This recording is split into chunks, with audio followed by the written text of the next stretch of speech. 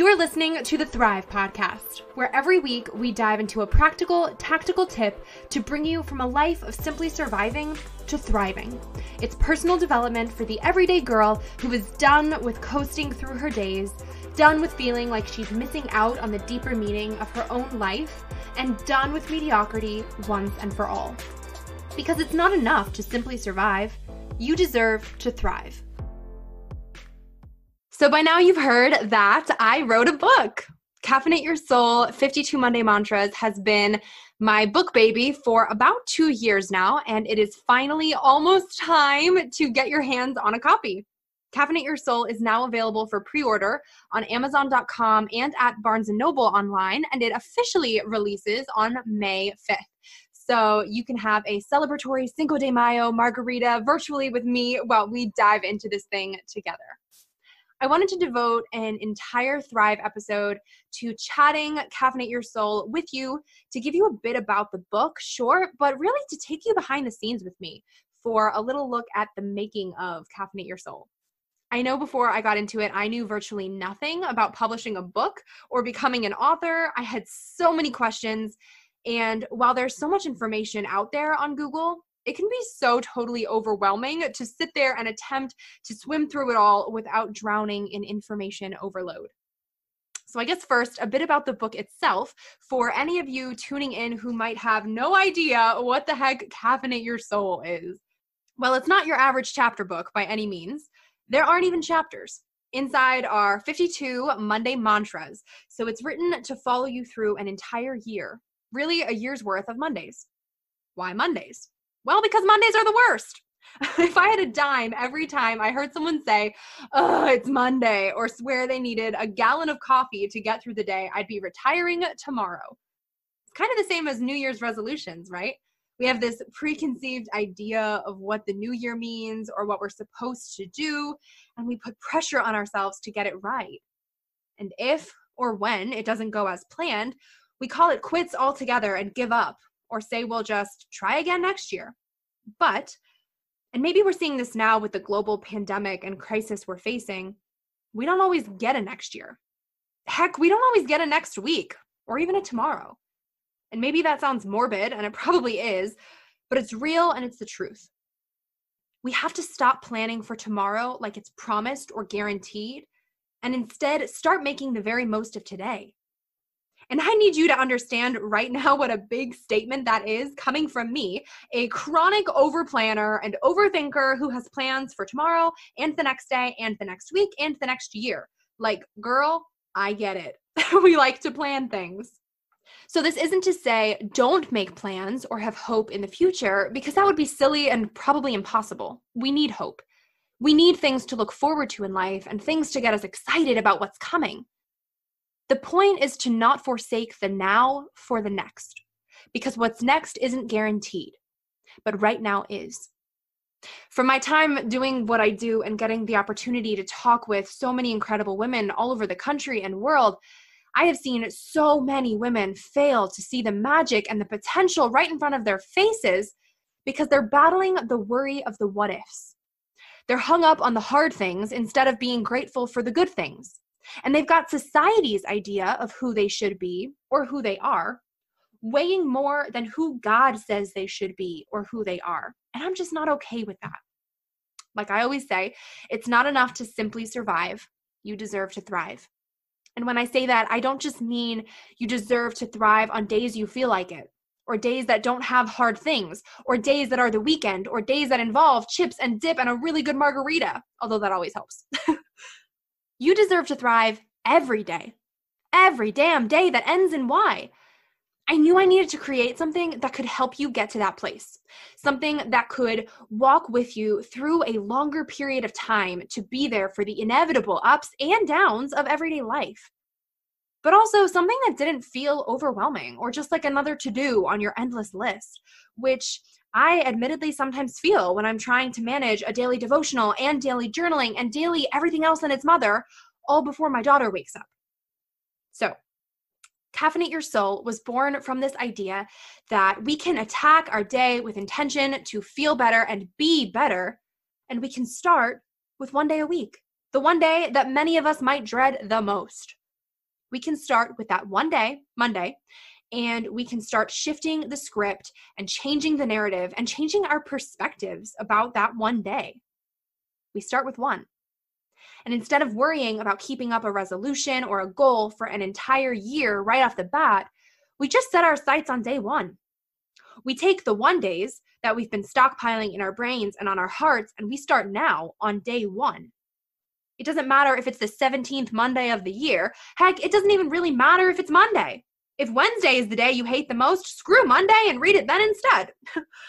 The point is equipping you with these sip-sized bits of encouragement, stories of hope, and real tips and ways to make your Mondays more meaningful and manageable. You might not be a changed person tomorrow.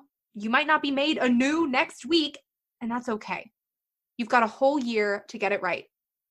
You've got a whole year, 52 Mondays, to start again, to recommit to yourself, to make it happen, and then make it happen again and again and again, because practice might not ever make totally perfect, but practice makes a habit. And when we make good habits we keep, we have this whole new superpower within us to turn our changed days into changed weeks, into changed years, into changed lives. Okay, so each mantra is short and sweet. It's only a few pages, so you can read it with your morning cup of coffee, since that's fitting. And each mantra has a colorful illustration with it to help all of my visual learners like me in the house really solidify it in your brain so you can recall and remember it throughout the rest of your week. And then, every so often in the book, we have got a quarterly check-in with a few questions to get you thinking and remembering what you've read so far. You can even journal inside the book if you want, if that's how you learn best, and write down your thoughts and answers to check in with yourself and watch your progress as the year goes on. There's also some quotables throughout that are pulled and highlighted in case you weren't feeling the hottest one Monday and maybe speed read something or just forgot. I worked with the publishing team and my own to really figure out some key takeaways that were worth repeating in this bigger quoted way, so that if you needed just a sentence or two reminder, you've got it. All right, so with that, let's dive into some behind the scenes of the making of Caffeinate Your Soul. I first had the idea to write a book actually from a follower of my blog. I remember doing an Instagram live a few years back, and someone just casually said in it, "Hey, would you ever consider writing a book?" And it really stuck with me because I never really thought of myself as someone who could be a published author. Which is silly in and of itself, because we all are capable of things we don't think we can do right now. And that's because for some of those, we can't right now. They're things that we're working towards and preparing for and being prepared for in other ways now. But I always kept it in my back pocket and started doing some research. I was researching a lot of the publishing houses that brought so many of my favorite books to life that I knew were in a sort of similar style as to what I was envisioning for my own first book, since the style and genre is important, and that's a big part of how publishing houses choose what to publish at a given time. But I was a bit discouraged right off the bat because I didn't have an agent and I didn't feel like I had the time. In traditional publishing world, you can easily spend years trying to get in front of publishers.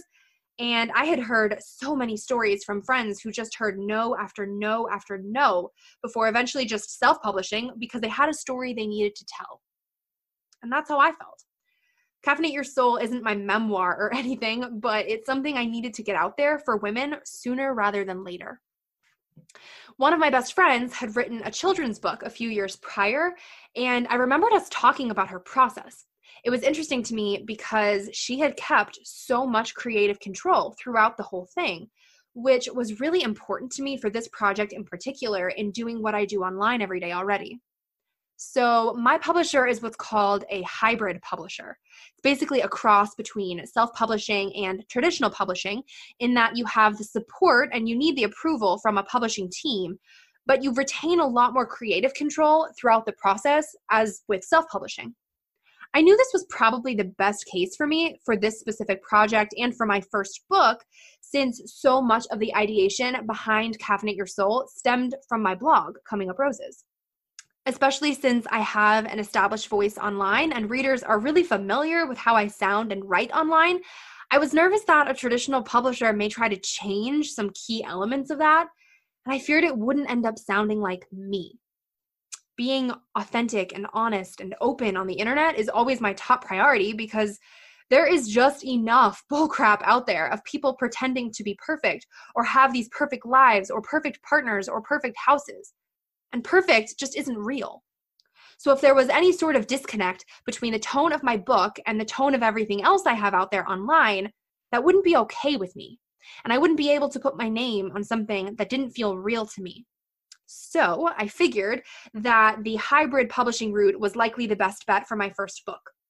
Obviously, I think with any aspiring author, the ultimate goal and dream is to write more than one book and to get paid to do what you love, love, love so much, to get a literary agent and land a book deal for a few books and have this set in stone plan for your future as an author. So my hope from the start was that a hybrid publisher would be a great stepping stone in that direction, where I would have this published book baby sooner rather than later that would or could hopefully catch the eye and spark the interest of bigger publishing houses that might be a good fit for future work together. My top priority was making sure this book was exactly what I needed and wanted it to be for you, that you would hopefully love and swear by it as much as I do, and that someone out there could see that, see how important and valuable and useful it is for all of the women who get their hands on it. And maybe men. I mean, heck, my pop read half the book in one day, and my dad's just about done with his copy too. Once I got on the phone with the publisher, they loved my idea and wanted me on board. So I actually had a really, really quick turnaround time to get my manuscript into them. In traditional publishing world, you might have a year, maybe more. I had 2 weeks, literally. I essentially caved myself off and just wrote for 2 weeks straight.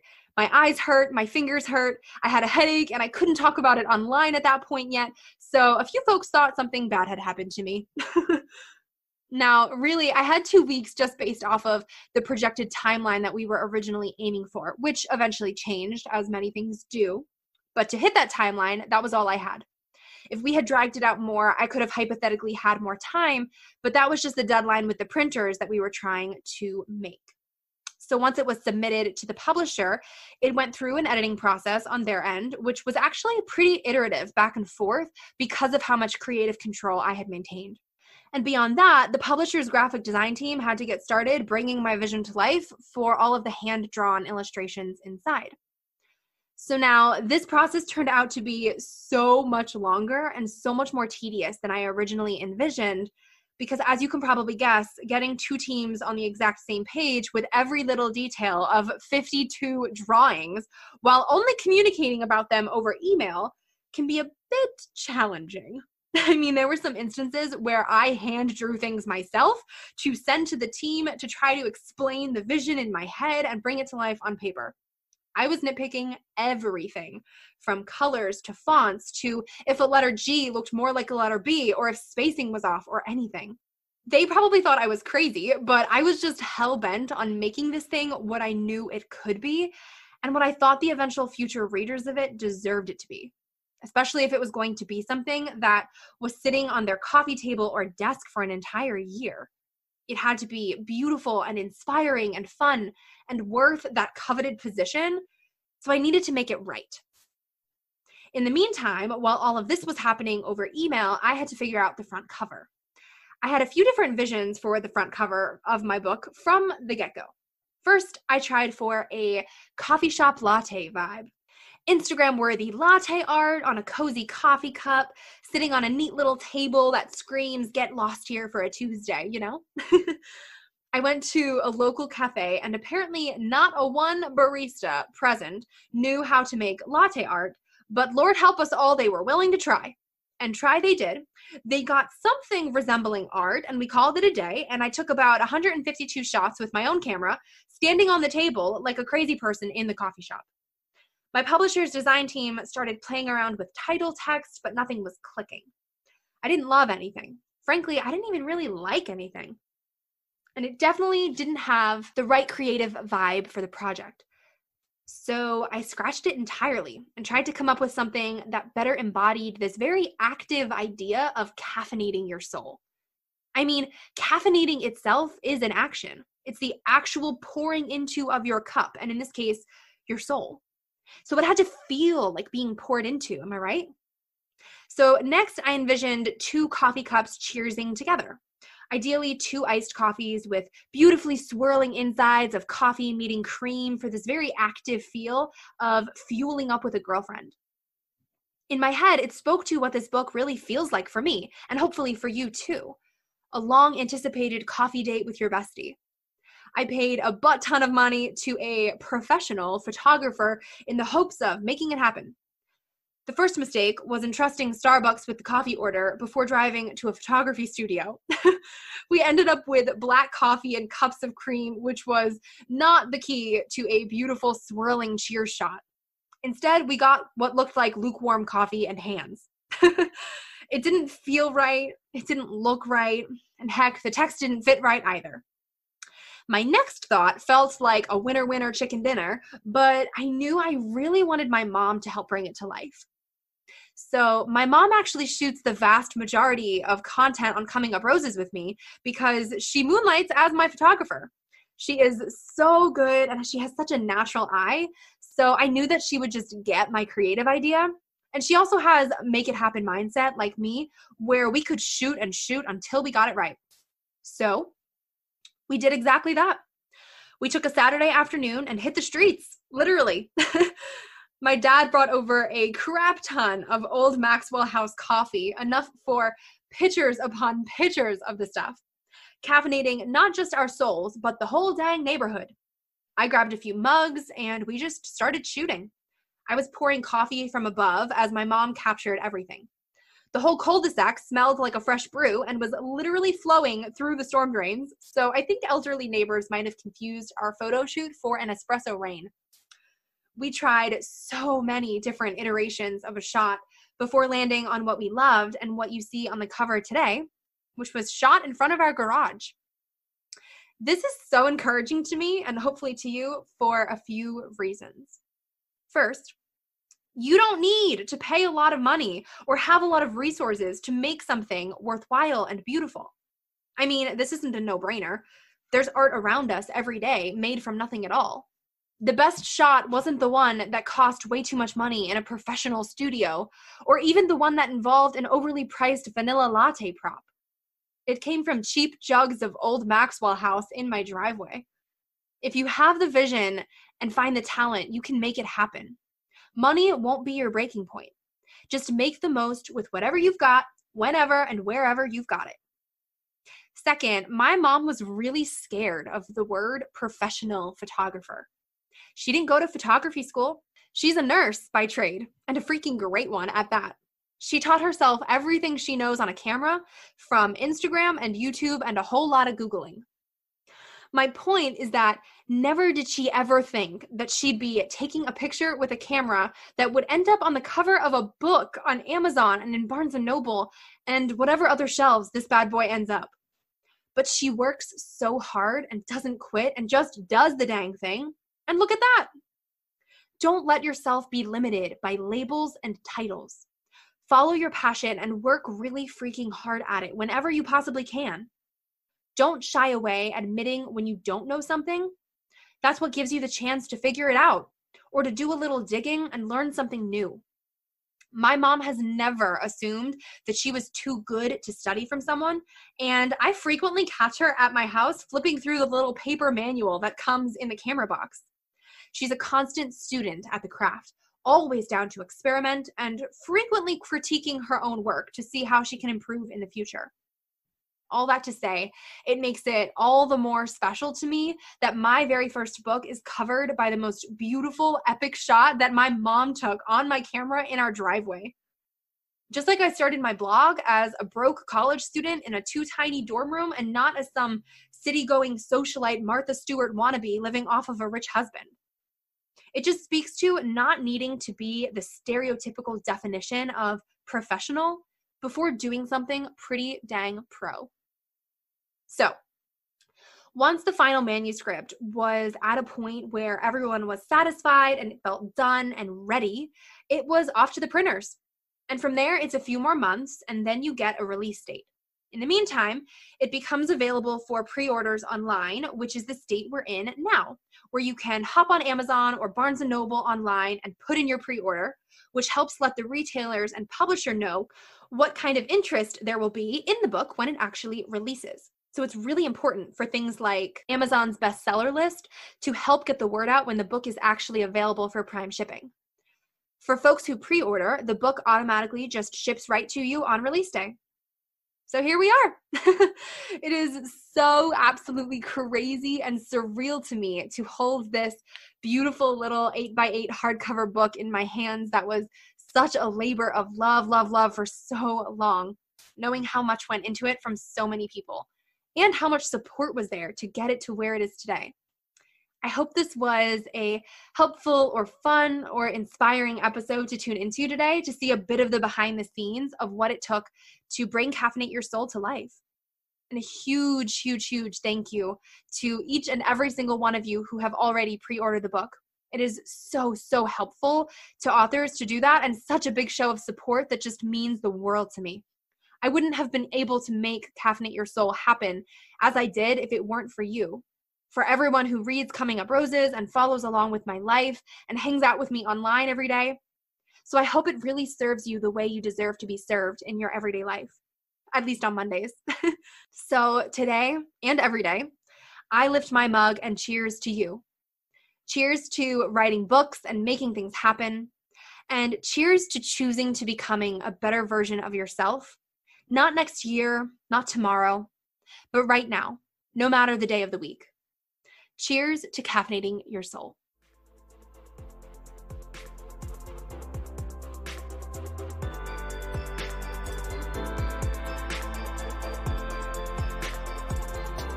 Wait, before you go, if you like what you just listened to, drop us 5 stars on iTunes. Make sure you're subscribed to never miss an episode of Thrive. And if you're on Instagram, snap a screenshot and share to your story with what episode you're tuning into, and tag me at Erica Lagenza with what part resonated with you the most. That way I can see what's helping you and your friends can pick up a helpful tidbit too. Thanks for tuning in. It's your time to thrive.